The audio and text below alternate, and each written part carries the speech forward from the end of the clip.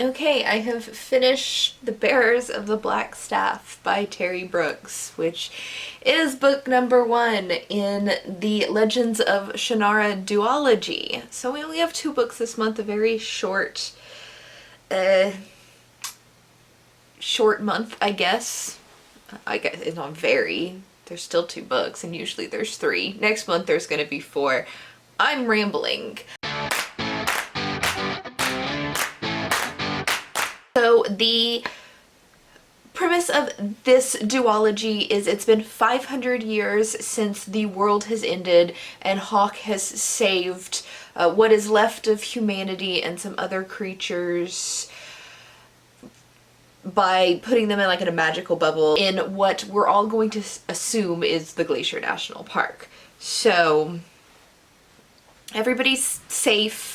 Everybody's behind these walls for 500 years, and we're introduced to a new generation of characters. Now, 500 years is a long time in human standards, and I just want to say that elves and humans have roughly the same lifespan. So it's also long-term by elven standards and not just human standards. And a lot can change in 500 years. The premise is obviously the magical barrier is coming down. There is one remaining Knight of the Word, which he's just called the Gray Man, and he's not really a knight. He's just the bearer of the Black Staff is how they're kind of referred to. The lady in the Word has not spoken to anybody in, 500 years. So apparently the world is balanced enough, at least within their compound, that, or at least within their protective valley, that she doesn't need to actively take a role. It's just humanity can police itself again, because everything's in balance. I knew going into these books that I had read them before, but didn't really remember anything, so I wasn't expecting a lot. Because the last, 6 books, I remember reading them, remember liking them, and they didn't turn out very good. So if I'm not remembering them, not promising. Not promising at all. And my predictions kind of turned out. I'm going to be talking for a little while because there's a lot to unpack here.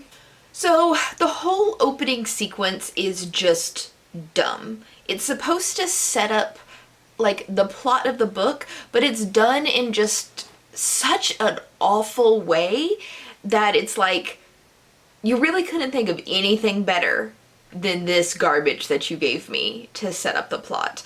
Basically, you have 2 young human trackers named Pantera, or Pan, and Prue. And Prue is obviously a descendant of Candle because she has that ability to sense when something is wrong, and just both of them are so dedicated and work so well together that they were made trackers at a very young age. You also come across the lone remaining Knight of the Word or Bearer of the Black Staff, and his name, what is his name? His name is Cider. S-I-D-E-R, not C-I-D-E-R. Everything, all of the characters' names in this book are weird spellings of fairly normal words or names. So, anyway, so both at different times have Pan and Prue and Cider come across tracks of a beast that has never been seen in the valley. And Cider realizes that the barrier has fallen because he's kind of expected it to because of his dreams. And then Pan and Prue are basically what is this? We need to figure out what it is so we could take it back to the other trackers and then figure out how dangerous this beast is. They also find the bodies of some other dead trackers, and basically they all meet up, fight off these beasts. They're completely irrelevant, but it's hey, something has come in from outside of the past. Or something has come through the mist, the magical barrier is failing, and, everybody's in danger. So Cider basically goes outside of the pass. one of the beasts has escaped and he's tracking it to make sure that it can't come back in. But he also kind of wants to investigate like what's going on outside. And then Pan and Prue are sent back to the human council, or at least their village, because there's multiple human villages. So they're sent back to their village council to be like, hey, the magic is failing. And this is where it gets stupid, is because there's a religion that has cropped up in the past 500 years that is called the Children of Hawk, or Children of the Hawk, I think. And they have made Hawk their prophet, and once the barrier collapses, it means that the Hawk is returning to them and he is going to protect them in this new world, which we who read the previous book, and anybody who dislikes organized religion, is pretty much going to tell you that that's bullshit, because Hawk gave all of his magic to the barrier, came out of it like right then and there, and lived the rest of his life as a normal human boy. Like he's dead. He was a human boy who died, gave up all his magic. He's not coming back. And basically what this whole like Children of the Hawk thing implies is that Terry Brooks doesn't seem to have like a huge respect for Christianity, because a lot of like the story of Hawk that we've had throughout these books is very much seeped in like Christian traditions. So this is basically like, it reads as Terry Brooks like hates Christianity, or what it's changed into over the years with like different denominations and stuff, which is stupid but relevant to this stupid thing. So basically the council consists of like one of like the high priest. He has a name, I can't remember what it is, or a title, which I also can't remember what it is. But he's basically the equivalent of like a high priest, or a very powerful priest in this Children of the Hawk religion. And like this whole like first like quarter of the story is basically Pan and Prue have to say, like, go down to like this council and be like, hey, the mist is failing, or the magic's failing, something came through, we need to, you know, be careful and watch out because there's these monsters that are coming through the barrier. Maybe send up some guards to the passes that we could just, you know, for protection. And there's like this whole subplot about like how they can't tell anybody this because this high priest guy is going to have them assassinated for lying or for claiming something that does not exist within the tenets of this religion. And it doesn't make any sense. Like, I could sit here and tell somebody like that exact, like I could sit here and tell somebody that, hey, this bad thing's potentially happening, and not offend the religion at all. Like, easily I could do that without any real thought, and I am not like an orator or anything like that. And no one in this entire world can give like a simple explanation in the same way that I could without really any thought. Like, that doesn't make any sense. And then why this priest has assassins?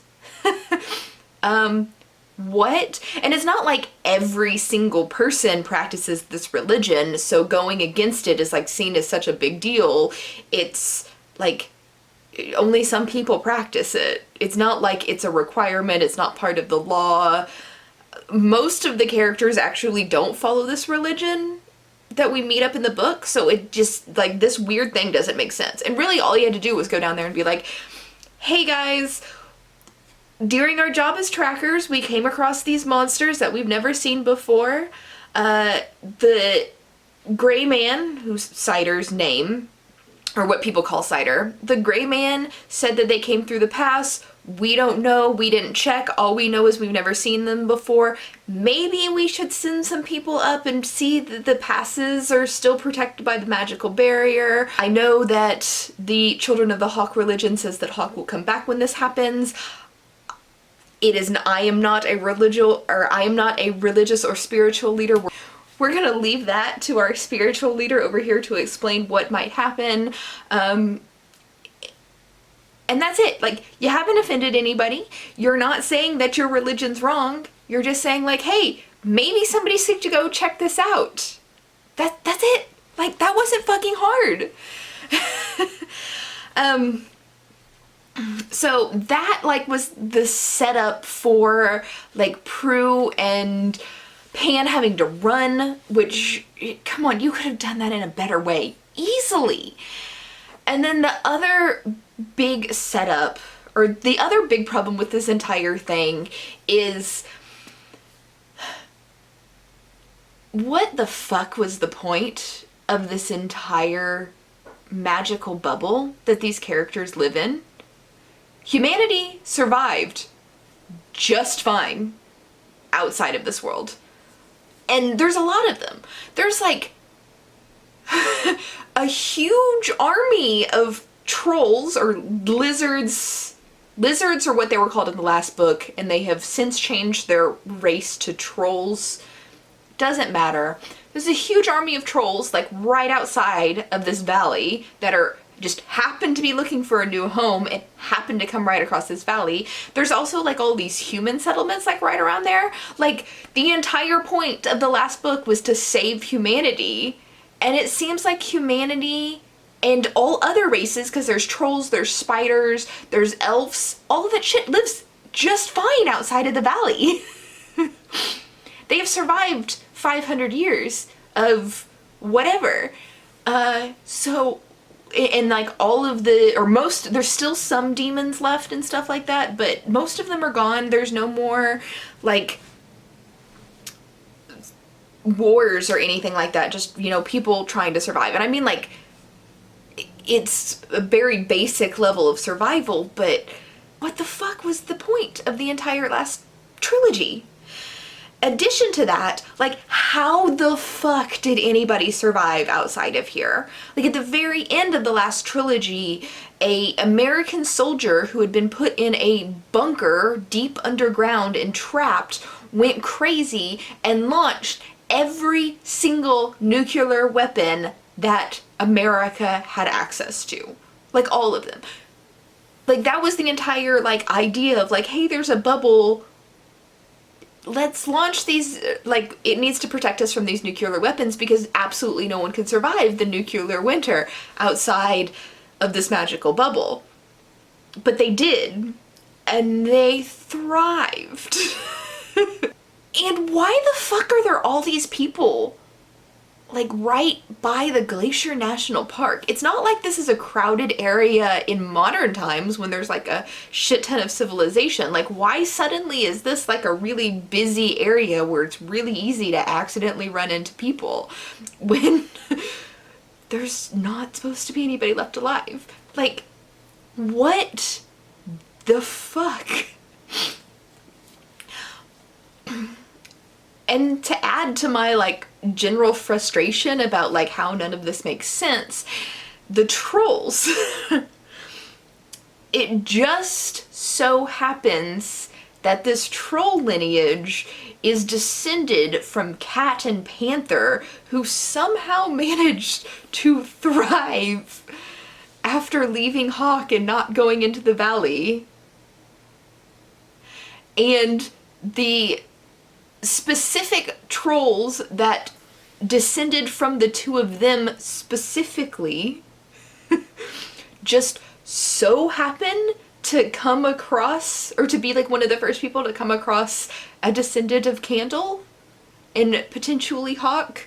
It seems like Pan, even though it's not stated in the book, it seems like he's supposed to be like a descendant of Hawk, right? Or at least another one of the companions in that, you know, family group, the Ghost. And not only do they, like, do the trolls descend directly from Panther and Cat, but somehow they have managed over 500 years of nuclear winter to have the one troll out of 10,000 trolls in this camp that can speak their language of the inside the bubble language, which I assume is just English. The one troll they come across in this camp of 10,000 people is not only a descendant of Panther and Hawk, he can speak their language, but this history has existed for 500 years, and been kept up with through the middle of a fucking nuclear winter, even though nothing's been, like, it's just been passed down verbally, and it's never been interrupted, being passed down verbally, father to son, for that many years. You really expect me to buy that? Really? So most of, like, the setup of the book, it was like, this is lazy writing. Like, none of this makes sense. I cannot, like, I'm reading about, like, elves and magic and stuff like that, and I still cannot suspend my disbelief enough to buy what he is selling me in this book. Once you get past all of that, which is maybe like the first 20-30% of the book, it's kind of generic from there. There's nothing really problematic or bad. Basically, the story is these lizards are trying to get into the valley, and the humans and elves who have basically separated from the first have to, like, work together to defend their passes. And they have been without war or fighting, really, for the past 500 years. They're not really trained to do anything more than hunt, because they've been protected by the magic, and this troll community of, like, a huge troll community for no fucking reason at all, has been trained to, I mean, they've been living their entire existence, like, fighting to survive. So it's like, can we protect, like, we've lived in shelter for 500 years, and now that this 500 years are over, we have to get back into the real world, but we're not prepared for this. And it's like, wasn't the entire point that no one was supposed to survive, and then you're just supposed to, like, get out and, like, repopulate the world? Like, why didn't you just go with that setup? Why does all this humanity have needed to survive against, like, obscene odds? It doesn't make sense. Anyway, it's like, the elf stones have been lost, so you gotta refine the elf stones. The elf stones are important, like, throughout all of these books, but the elf stones have been lost. The humans and the elves have to come together. A lot of the humans and elves that have been locked away inside the community act like demons, from, like, the previous books. So it's like, have demons been, like, hiding within this community the entire time?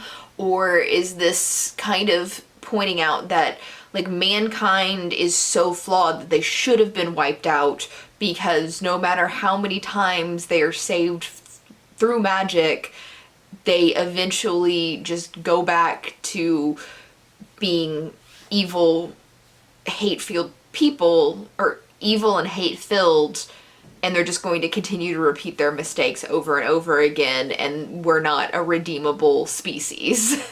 Because that's all I'm getting from this. Is it's just, like, regurgitating a lot of the things that happened in previous books on a smaller scale. Fortunately, the only thing left, or there's only one other book left, so it's not like I have to get through 2 more books of this boring series, because I know, like, I've multiple times reread the next series that's coming up next month, so I know I'm going to like that, because I've reread it in a more recent time, unlike these that I only read the one time when I was in, like, high school. So basically what happens at the rest of the story is, a couple characters die. Terry Brooks has no problem killing off main characters at all.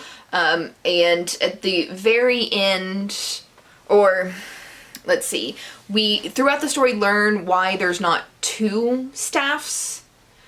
So there's only the one black staff left, even though both Angel and, what was his name? Logan brought their staffs into the bubble. There was only one staff left, and it's Angel's staff.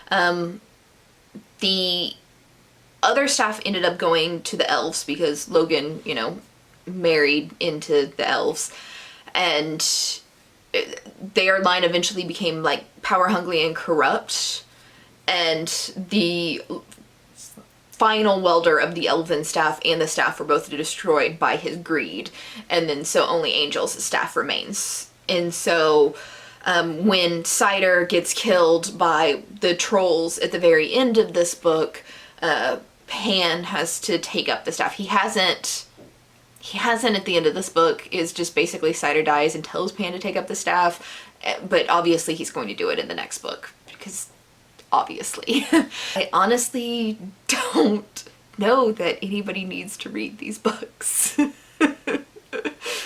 I might suggest skipping them. I will update you on that when I read the next book. If it really is just skip it.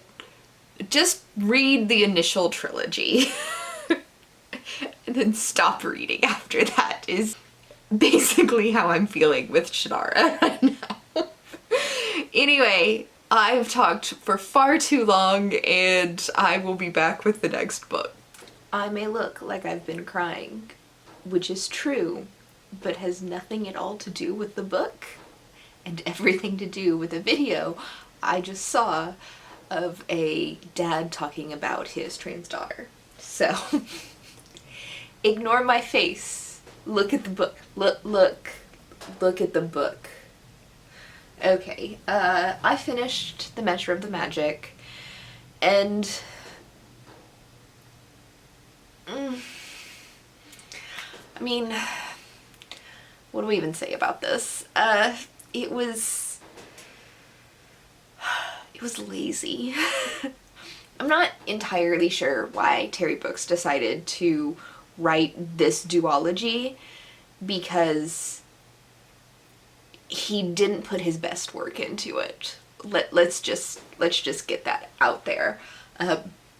It seems like maybe a cash grab or something like that, because it's very repetitive of things that we've read in other books, like the same plot points just with different characters and like slightly different changes, and there's like a shit ton of plot holes in it, which was like, come on. what are you doing here?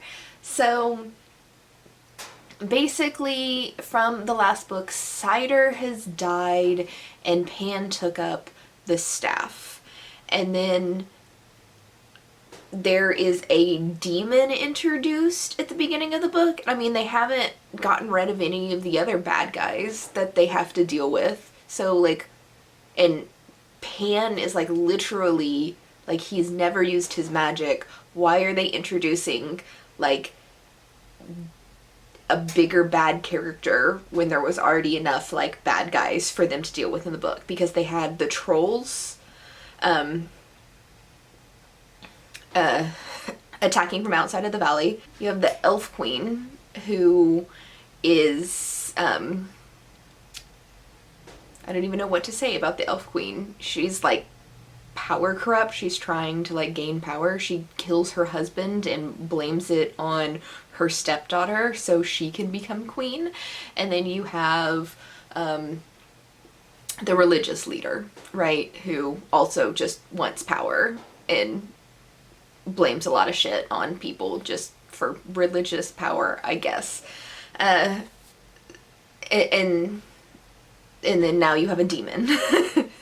Because why not? Sure, let's add a demon into the mix. So it's one of those things where it's like, okay, black staff bearer versus a demon. Totally, like, that's every single book we've had so far. Like, you're not introducing anything new. Why am I reading this?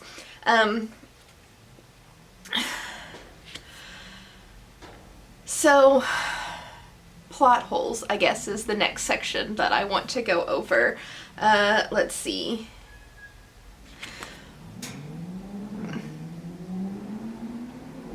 One of the major plot points from the first book, like, the major conflict point was just dropped. Like, it was like it never existed as a conflict point. That was the religious leader dude acting like the barrier hadn't dropped because it wasn't in the religious practices. In this book, like, everybody just accepts that the barrier is down. Like, no one has gone out to prove that the barrier is down. Like, literally nothing changed to that they should now just blindly believe the barrier's down instead of saying, there's no way, you're lying to us, we're gonna kill you for talking bad about our religion. And then now it's just like, yeah, the barrier's down. Duh. And it's like, wait, what? Why? Like, why was this a big conflict point if it doesn't mean anything now? Like, where did that get dropped?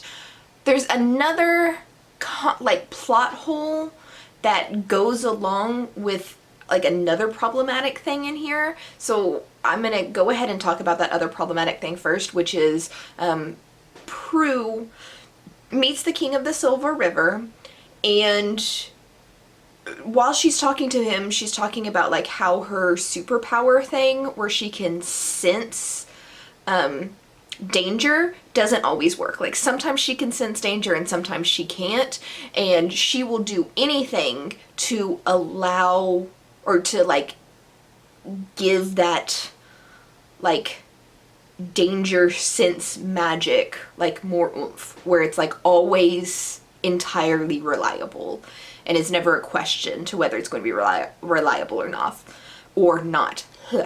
And the King of the Silver River agrees to give her, like, increase her power, but says that it's going to come at a cost. And he doesn't really explain what the cost is to her, but she, like, just agrees. Like, it doesn't matter the cost as long as I can help it, or as long as it helps me save Pan, it doesn't matter.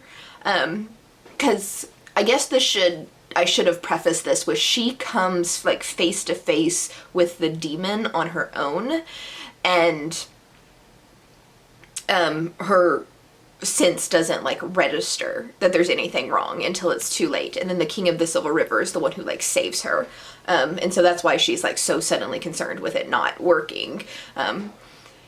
So what he took away from her was her ability to see color. She can see just fine, but everything's in shades of gray. And from the way this is described in this book, you would think the world's ending. And just the language of it is so harmful. Like, she's just constantly talking about how without her ability to see color, she's incomplete and she no longer feels human and she can't live her life. And it's just like, there are millions of people in the world who are colorblind and they can live their lives just fine. Like, first off, like, stop with your ableist bullshit saying that people who have any sort of disability are not people. And secondly, like, acting this way and just alienating such a huge group of people is just shitty writing. And so, like, that I hated reading about. Just, like, ableist trash every time she was talking about her inability to see color. But, so, like, this trade-off was to make it where her spidey sense thing never fails. But Terry Brooks decides, like, randomly that for the sake of convenience in his storytelling, I guess, like, his magic system says it's going to work this one way, but sometimes it doesn't work because you need somebody to sneak up on Prue to, like, create this, or to move on with the plot. So, like, that's one of the things that I hate the most in fantasy stories, is when a author creates a magic system but then fails to follow their magic system.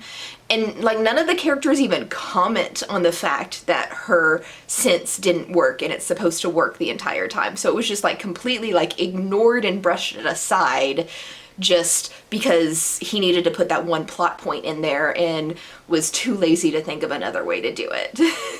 So, again, like lazy writing. The third major like plot hole thing was towards the end of this book, the demon has taken over the body of the religious leader guy, right? And he takes everybody, like all 2,000 people in this town, and like they repeatedly mention that every single person in this town, except for 2 specific people who are named, follow him. Like, the old, the young, like, it's repeatedly mentioned that no one is left behind, everybody follows him. And he takes them and kind of, like, tells them that they're going to the promised land and he's leading them to safety, and then just kind of, like, dumps them on the troll army, right, to be killed. And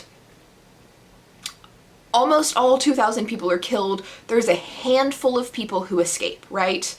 And Aslan and Prue talk to literally every single person that escapes, right? They talk to them, they help them, and there's like a conversation around it, and like no mention of these people other than like, oh, this is like a neighbor, or these are like their community. But there's no like, no one has escaped that seems to mean anything in particular other than like an acquaintance to Prue or Aslan, right? And it's only a very small handful of people, and everybody has gone. I guess I should say some of like the older people have like fallen off and never made it up, but they talk to all of them too. No mention of any particular connection to these people. And Prue's parents live in this town. And there's never a concern from her about like, where are my parents? Like, our entire community of 2,000 people have just been killed. And there's no hint of like a, oh my god, where are my parents? Are my parents still alive? The only person who mentions her parents at all is Pan, and he sees all the dead bodies and he was like, I hope Prue's parents are okay. But Prue herself like never gives a single fuck all thought to her own parents. Maybe she's not as great of a person as we thought, but at the end of the book, there's like a conversation that Prue has moved in with Aslan, but her parents still live in the town, and it's like, what? Your parents, like, they were just forgotten about, and somehow they managed to escape, but you never saw them, even though it was repeated like multiple times that you talked to every single person who had escaped, like. Or maybe she did talk to her parents, but didn't feel like, you know, mentioning in the book that she saw her parents and they were alive, and now she's relieved. Lazy writing, right?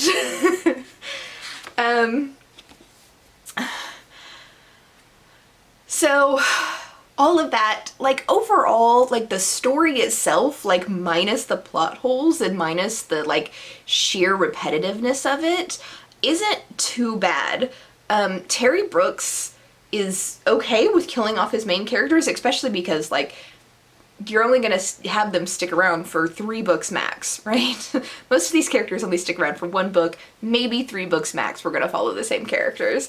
So he's kind of just chill with killing off his characters because he's gonna write about different characters in the next book anyway. So I at least had like that towards the end of the book, was like watching all of these like main characters I've been really attached to die off. And that doesn't really give any spoilers because there's a lot of main characters in this series, just let me tell you. There's ones that I haven't even mentioned. But yeah, so like watching people die off was like, oh yeah, I'm cool with this. This is chill. And then the way it ends is Prue sacrifices like her vision completely. She goes completely blind, which is still ableism and still like all assholey and stuff like that. To save Pan, and then Pan and two elven brothers who have like been minor or like side characters throughout the whole series. Tasha and Tenerife, not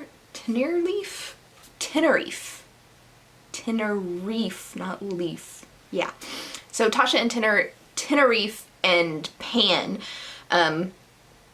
set out at the end of this book to go find a new home for everybody because the valley's not safe, right? That would have been a more interesting story than what I just got. Well, maybe not if Terry Brooks would have written it like that, but that story doesn't exist.